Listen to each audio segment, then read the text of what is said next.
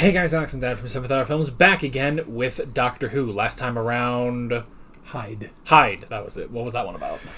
A couple of people in an old mansion trying to document the presence of a ghost. And the Doctor and Clara show up there. It turns out it's not really a ghost. It's a woman caught in a pocket universe, pocket dimension, something like that, where although she has shown up in pictures for decades or even hundreds of years,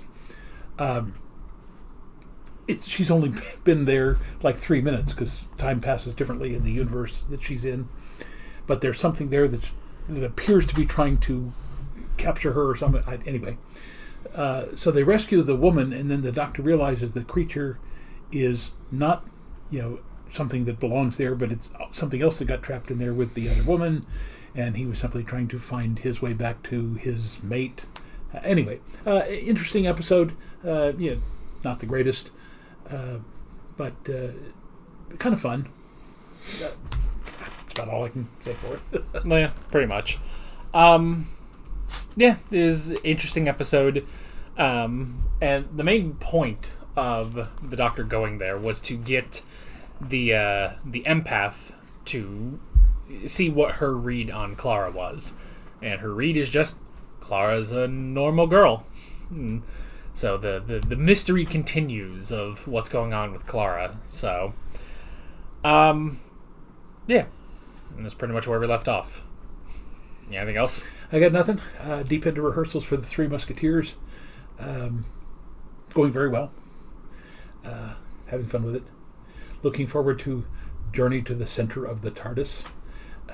There was actually, it had to be about mid-60s, about the time the Doctor Who was coming out. There was a film version of Journey to the Center of the Earth, the Jules Verne novel, and I think there's a remake of it with Brendan Fraser. There's something similar. I mean, I thought it was The Rock. There is a remake of it from like the early 2000s or maybe late 90s, but I thought it was with The Rock. Could be wrong. No, I don't. It's been a while since I've seen either one. And there may have been like multiple journeys to the center of the Earth. Let me see real quick. I remember reading the book probably in the 60s because I was into Jules Verne and what's his name? I don't know. The guy who wrote The Time Machine. H.G. Wells. That's it. I was really into science fiction. Then I got into modern science fiction with Kurt Vonnegut. Huh. You're right. It was Brendan Fraser. Huh. But, but they did Journey to the Mysterious Island, a sequel where which is based on Jules Verne's The Mysterious Island, but that one has Dwayne Johnson instead of Brendan Fraser. And it also has Michael Caine. Huh. It needed some money, apparently, I guess. But yeah. So, we were both right in a cosmic sort of way. So, from a certain point of view. Yeah. I get the feeling that the first one is probably better than the second one. But I don't know. I've never watched any of them. So, nor have I read the book. So, I think I do have on my Kindle, though. I've got, I think I've got a Jules Verne story on there. Or is that H.G. Wells? There's a story about going to the moon. I can't remember by who it was. First Man in the Moon by H.G. Wells. Yes. Okay. Sorry. I have the H.G. Wells I actually have. That's the very first book I ever bought on my own. I bought it in, I want to say Bury St. Edmunds. No, it might have been Newmarket, but there was a little bookshop. I went in and saw that, and it's in a little leatherette cover.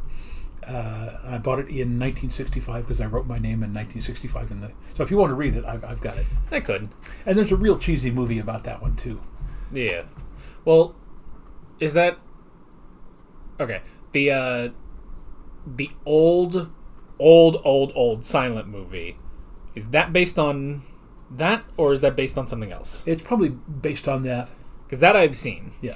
I've seen the 15-minute movie where they go to the moon and it's got a face and they crash into the eye and stuff like that. But the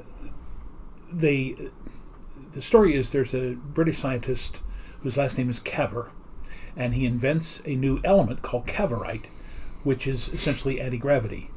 And so he creates this sphere and coats it with cavorite and has ways to cut off the anti-gravity forces of it. So he and another man, and in the movie a woman, gets into it, and they take off and they actually fly to the moon.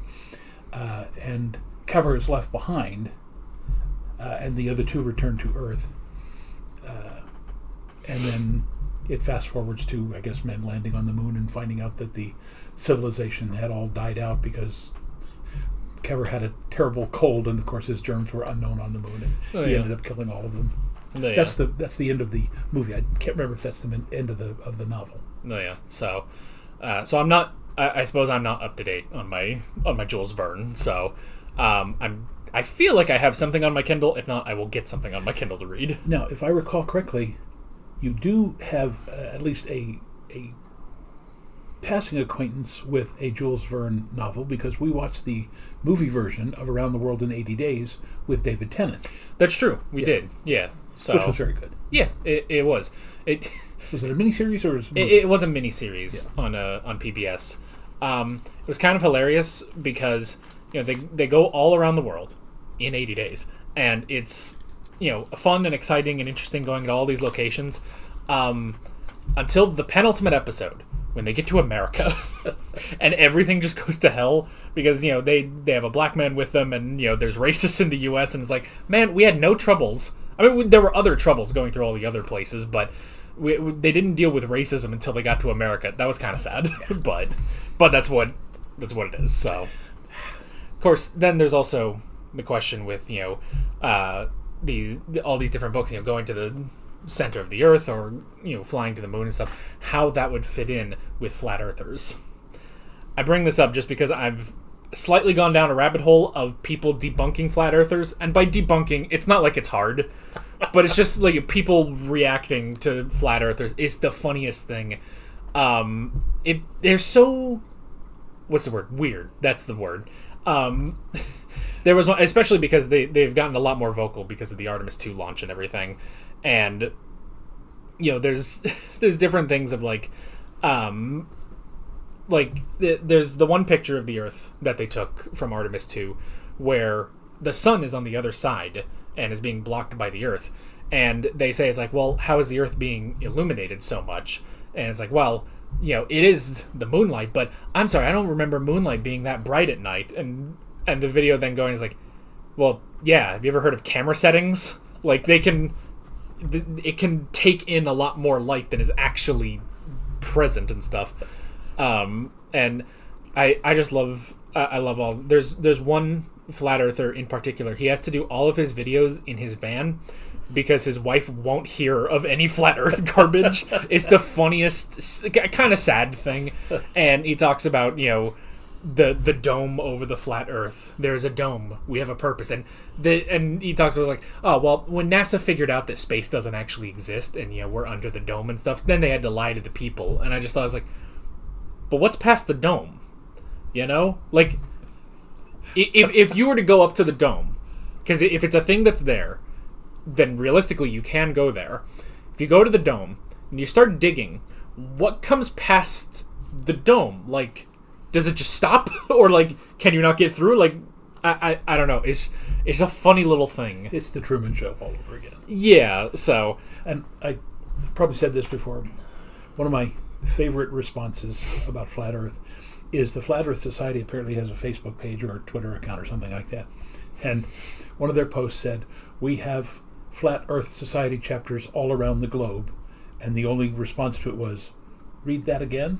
Yeah, it's just, it's so funny to look at. And here's the thing, because the imagery of the flat Earth is kind of interesting, just from an art perspective of, like, you see the world laid out on this disc and you have the dome, and especially when they bring in the turtles. That's the funniest thing, because that's the thing, is that that the Earth is being carried on the backs of turtles through the universe, and it's fascinating imagery. Like, I would love to see that in some... I mean, I would love to see that in Doctor Who, and then they would go in and be like, who made this? Who made this weird world? And, that'd be a funny, goofy episode of Doctor Who.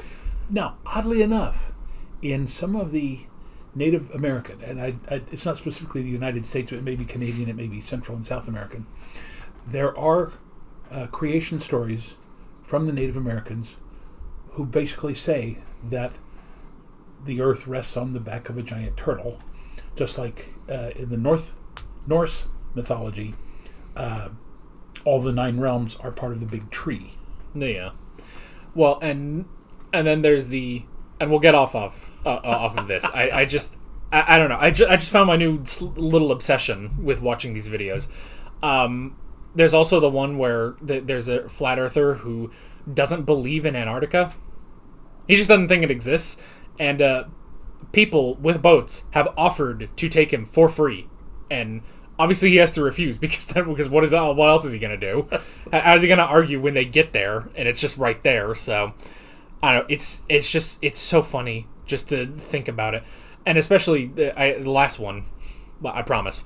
The last one is, they talk about when you actually watch the Artemis launch.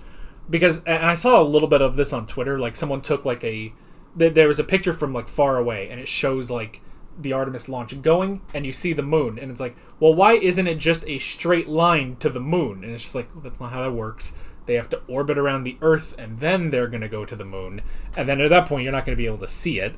But yeah, it's like, oh, well, when you look at all this footage, you see the Artemis going up, and then you start to see it go down and see what it really is, because space doesn't exist, is that what they do is they send up a rocket that just crashes down, 10 miles into the ocean that way. And then they can't, then that's how they, show us that they're actually going to space. And I was like, that's a lot of money to burn, millions upon millions of dollars to burn to lie to us that space exists. They can't fix the roads, but they can spend that kind of money on rockets. So, I don't know. It's so funny. If anyone wants to talk flat earthers and how stupid they are, I am all down for it in the comments. If not, we can just watch Doctor Who. What a great idea. Yeah, we should. I'm sorry to go off on that for so long, especially when we were talking about smart things like Jules Verne and H.G. Wells, and then I started bringing up flat earthers. So, let's get into this episode. Now, just before we start, wasn't there, I want to say it was a 4th Doctor episode where they went through the Tardis and there was a big swimming pool room, yeah, and other giant corridors and all that sort of stuff? Yeah. Yeah, that was, I don't remember what it was called, but it was they were trying to lure the Sontarans through, and it was on Gallifrey, I think. So they were just going throughout the Tardis and stuff. So yeah, so we've been inside the TARDIS, recently at some point. So all right, here we go.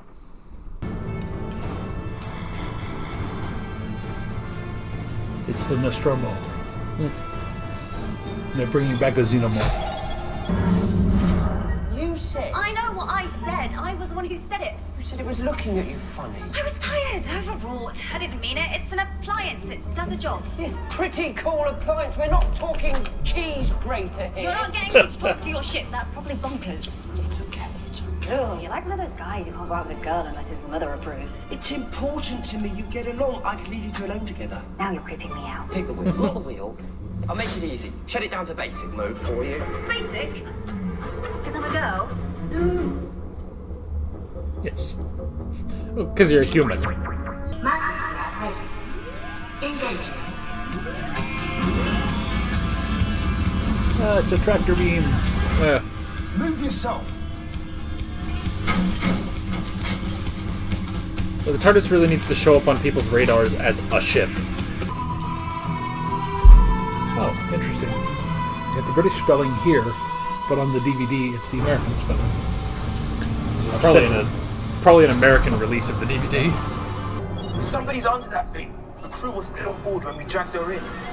We did nothing. If anyone asks, right, the ship was already busted. You got that?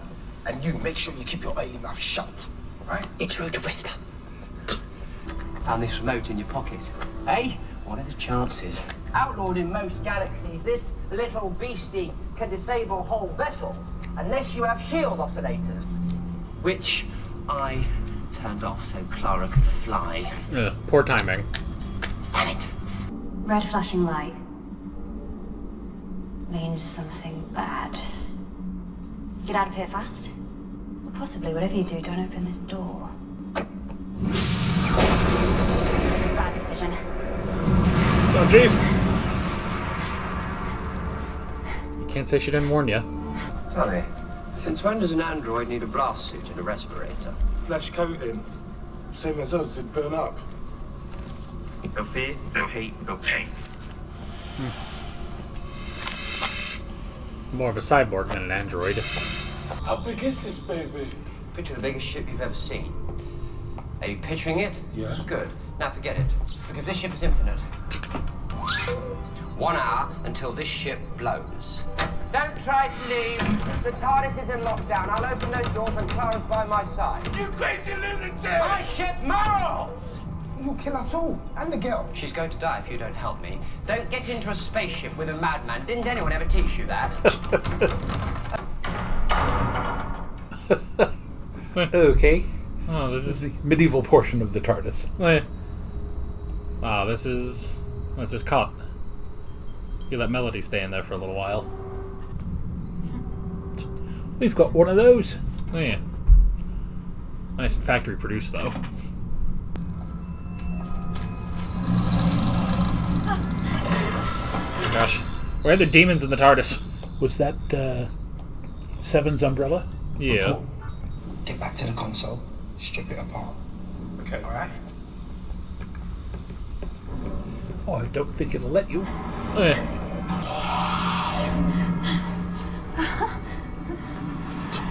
Observation room. There's the pool. Pool's doing well. And the bar. No, that's just showing off. The library. The drinks included. At least you even found your way back.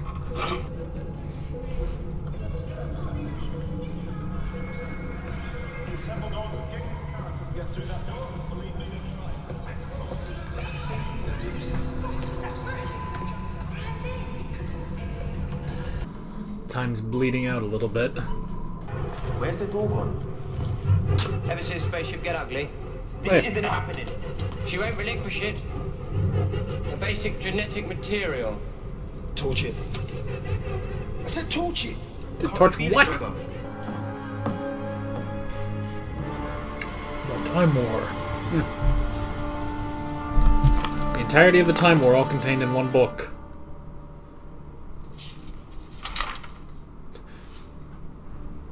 I was gonna ask who wrote it, but I guess the Doctor did. Or the TARDIS did. Eh. Now, I did notice something unusual at the beginning. This is literally the first time we've seen Clara in a dress. Yeah. Because of the action, they don't normally have their companions dressed like that. Nah. Those are very Dalek-like corridors. Eh. It's the same. It's just the same. It's diverting us. Spinning a maze around us. We will never reach Clara in time. Hey! Unless you put the egg back. It's just What a the simple same. effect. Again. Bram, can you hear me? Bram, the ship is alive. Get out of there. Bram, don't touch anything. He's just the sweetest thing ever. Oh, not a good idea. Good grief.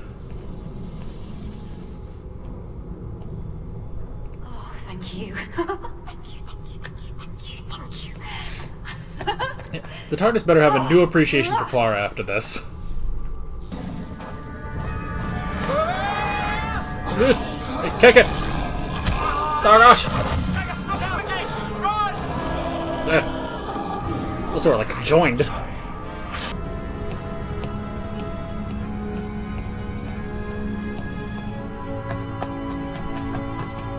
Oh, good grief. 'Tis a puzzlement. Eh. Unidentified human. It doesn't know Lancashire. What? It doesn't make sense. Yes, it's found Clara. It's found her. She is right there.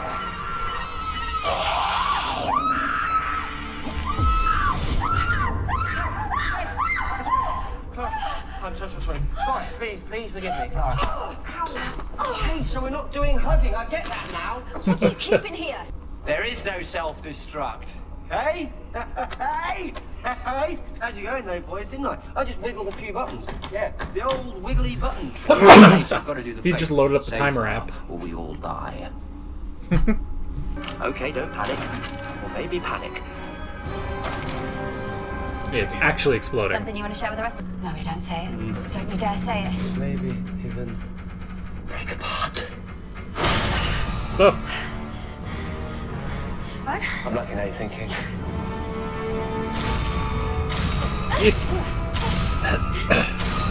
What's the matter with you? Why won't you cut me?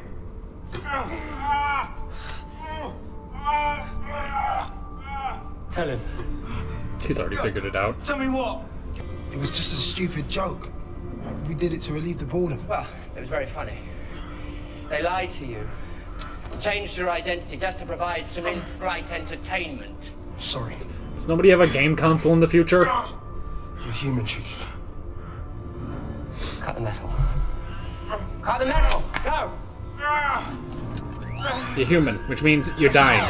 What happens if we stay longer? Our cells will liquefy and our skin will start to burn. I always feel so good after we've spoken. Marvelous. Keep this door shut. That will not be a problem. Oh.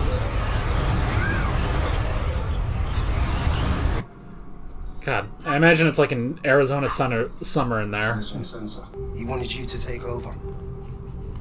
He made you captain. He. Dad. I don't remember him. Was this the Count of Monte Cristo? Just without the revenge? Time Lord Engineering, you ripped the star from its orbit, suspended in a permanent state of decay. This way, quickly! Yeah, you know what? Explain on the go. Oh, good grief.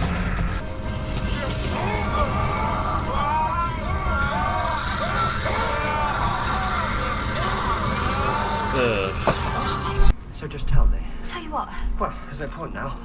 We're about to die. Just tell me who you are. you know who I am. No, I don't. I look at you every single day and I don't understand a thing about you. Why do I keep running into you? Doctor, you invited me. You said... Before that. You really don't, do you? I think I'm more scared of you right now than anything else on that TARDIS. You're just Clara, aren't you?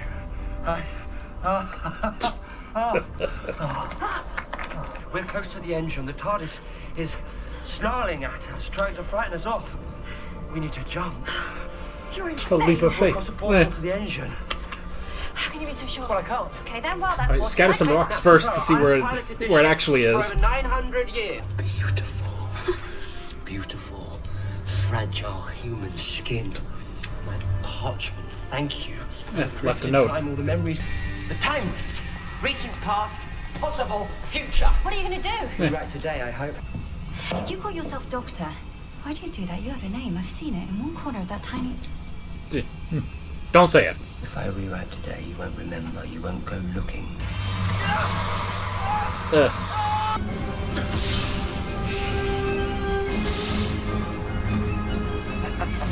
Big friendly button. Leave him alone. What's the matter with you?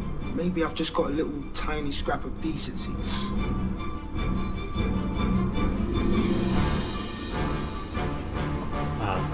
Some things are at least different.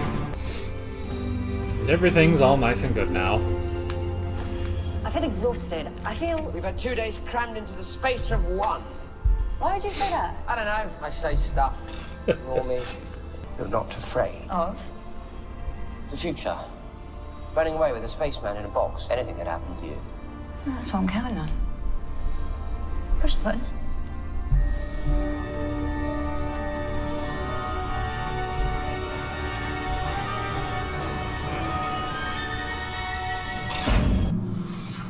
Alrighty.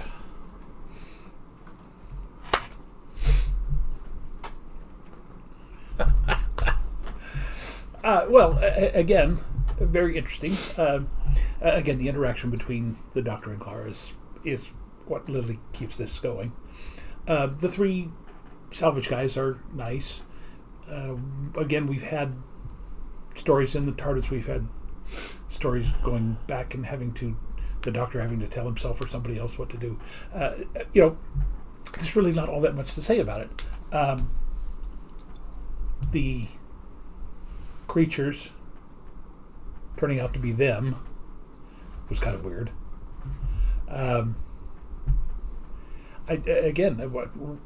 What do you think? Because I'm sitting here going, that was very interesting, but there's not a whole lot of. Yeah. It's not like others where we identify themes and all this sort of thing. It's just, it was an action story. Basically, not a whole lot beyond that. It's a fine little episode. I think kind of one problem with episodes like these, we also had, it was a minor part of it, but the Doctor's wife, where Amy and Rory are running through the TARDIS halls and stuff, is a minor part of that episode. The rest of the episode was obviously really great, but it's kind of a problem when the writers decide, all right, we're going to go into the TARDIS, into the bowels of the TARDIS. And then all that really amounts to is a bunch of corridors. It's like, and here it's like, well, because the TARDIS is being destroyed basically, like it's so hurt, everything's broken and everything, and it's like, but I kind of want to see all the rooms and stuff. I want to see them go to the swimming pool. I want to see them going through the library and seeing all these different things. He has a gigantic library of books throughout space and time, and he's never used any of them, really. Yeah. And so, that can be interesting. It's the same as, like, there's something about the imagery of a giant ancient library that is just fascinating imagery to me. I don't know why. But I always like that. And so, seeing it here, it's like, oh, well, that's interesting. At which point, Clara looked inside one book for 2 seconds and then had to run away again. And there was all sorts of different things. Like, there was, that he had like encyclopedias that were bottles, and at one point like the voices are starting to leak, so Clara like swats them away, and it's like, well, that's an interesting idea. Now if you did something with that and there was an exploration of that idea, that could be really interesting, but I don't know, it does kind of almost seem like almost a wasted premise of, well, can we actually go explore the TARDIS apart from just a bunch of corridors? Yeah. Now, again, just little bits and pieces, like you said. The library, very interesting, because when she first saw it, she said, "Now you're just showing off." And I swear we've heard that somewhere before. Maybe. I don't know. And then she looks in the history of the Time War, which again, theoretically, as the Ninth Doctor, he was the only survivor, and yet we do know that somehow the Master survived, because there was Dr. Yana, or Professor Yana, who became the Master. Yeah. We know the Daleks survived, some of them. And then she says, I looked in there and I saw your name. I guess it could be that there was one Time Lord who was given the job of chronicling the Time War, so that was his book specifically, and at the end of the Time War, the Doctor finds the book, takes it, maybe completes it, writes on the final page, and then the Doctor destroyed Gallifrey and the Daleks, and that's the end of it. Now, one last thing. Before the break for the Christmas special, weren't there several episodes where, was it the silence that kept saying the question will be asked and finally answered, Doctor Who? Yeah. And she says, but I saw your name, and he says, no, don't say it. Not only is that a throwback all the way to the original episodes of Star Trek, when Spock is influenced by some flowery drug on a planet and falls in love with a woman, and she falls in love with him, and basically they get to the point where she says, I don't even know your name, and he simply looks at her and smiles, which Spock rarely did, and says you couldn't pronounce it. So I'm assuming that that's hopefully a little lead up to somewhere by the end of this season where the question gets answered once and for all. But again, the library sequence, again, probably the most fascinating thing. And again, we already referenced the fact that there was the swimming pool. There was all these gigantic corridors and everything. When the fifth Doctor regenerated, didn't he go through a couple of rooms? They ended up landing on a sort of like an anti-grav sleep room, which is what he needed to like help his regeneration along, until eventually they got to Castrovalva specifically to help him.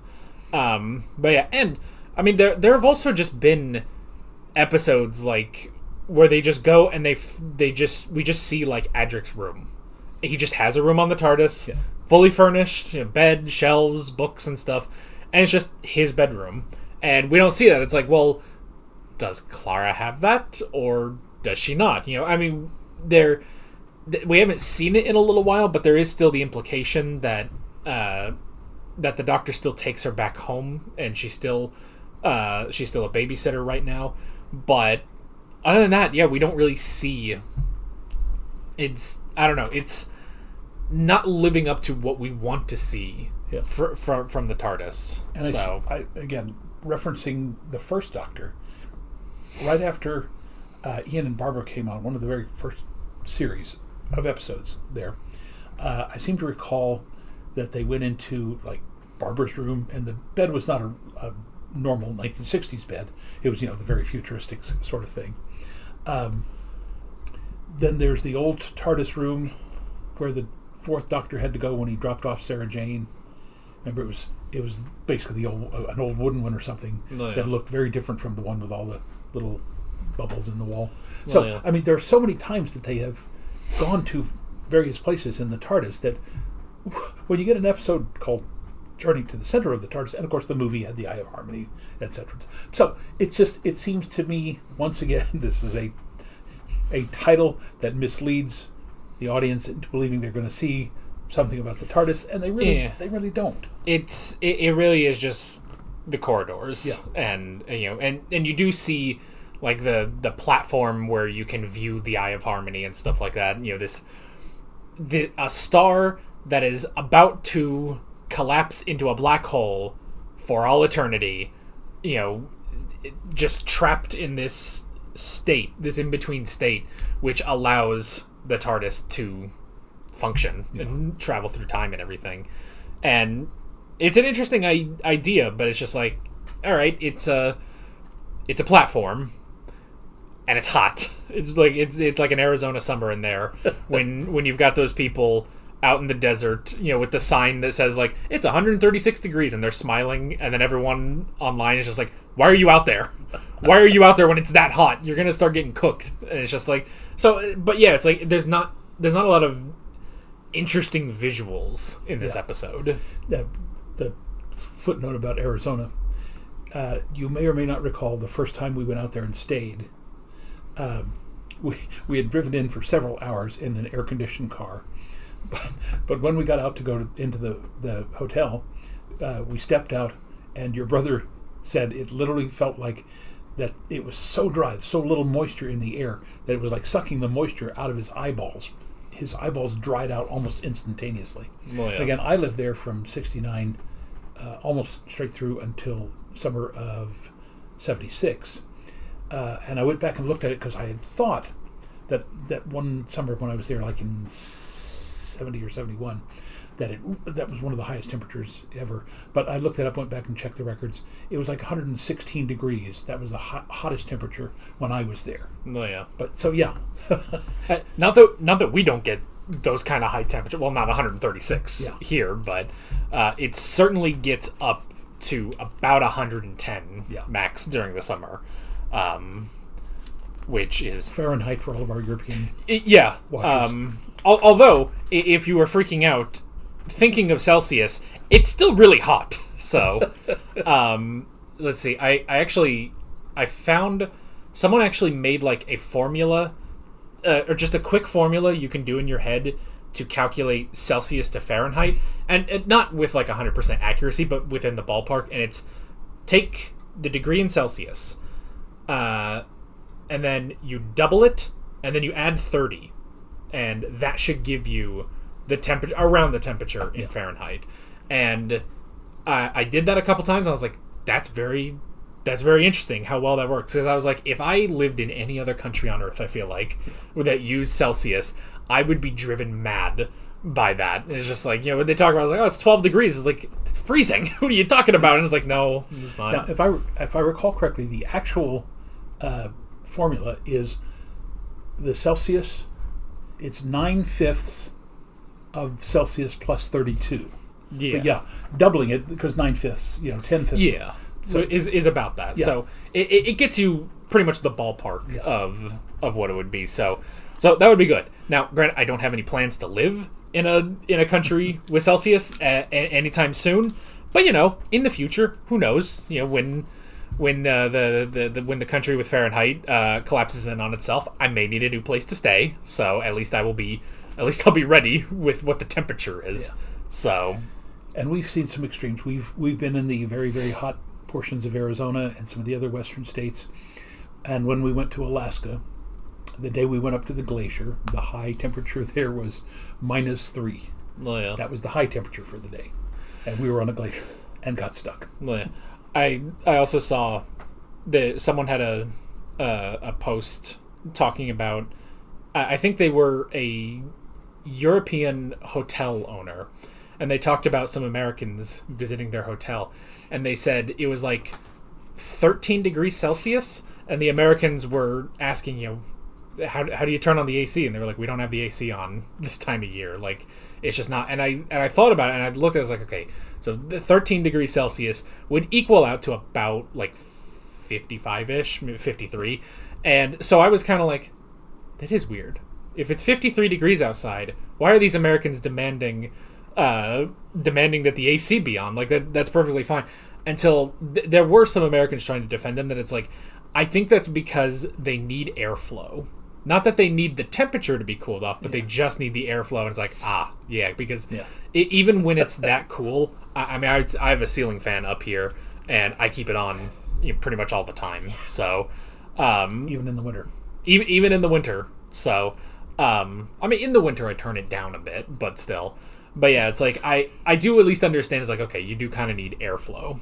But yeah, it's category 5. Yeah, so, but it feels nice. Yeah. So to you, I'm freezing. I'm constantly freezing in here, even in the summer. Yeah. So, all right. So again, I mean, interesting episode. I don't want to say they were just marking time, because it's not a filler episode.